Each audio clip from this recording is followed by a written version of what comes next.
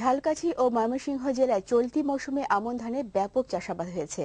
এই দুই জেলায় আমন ধান চাষের লক্ষ্যমাত্রা ছাড়িয়ে গেছে। এদিকে উত্তরাঞ্চলে অন্যান্য জেলার মতো কুড়িগ্রামেও মঙ্গা নিরসনে BREE-33 ধান রোপণ করা হয়েছে। আমাদের বিভিন্ন জেলা সংবাদদাতাদের পাঠানো তথ্য ও ভিডিও চিত্র নিয়ে দেখুন একটি ডেস্ক রিপোর্ট।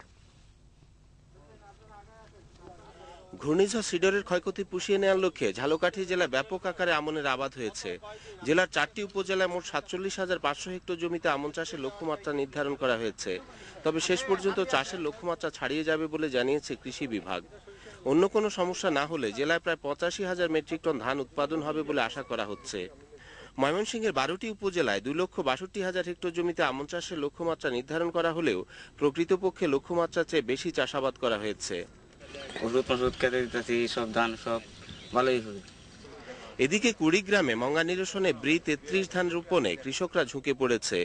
ইতোমধ্যে জেলায় ৭,০১১ হেক্টর জমিতে এই ধান রোপণ করা হয়েছে। শাহাদাত হোসেন নিজাম, বাংলাদেশ টেলিভিশন। এখন রয়েছে মাশরুম চাষের প্রয়োজনীয় তথ্য ও পরামর্শ। মাশরুম চাষ করে কম পুঁজিতে আপনি বেশি লাভ করতে পারেন। আমাদের দেশের আবহাওয়া মাশরুম চাষের জন্য বিশেষ উপযোগীও। ঘরের মধ্যেই আপনি মাশরুম চাষ করতে পারেন।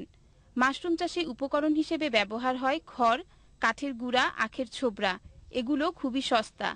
মাশরুম চাষ করে মাত্র ৭ থেকে ১০ দিনের মধ্যেই আপনি ভালো ফলন পেতে পারেন।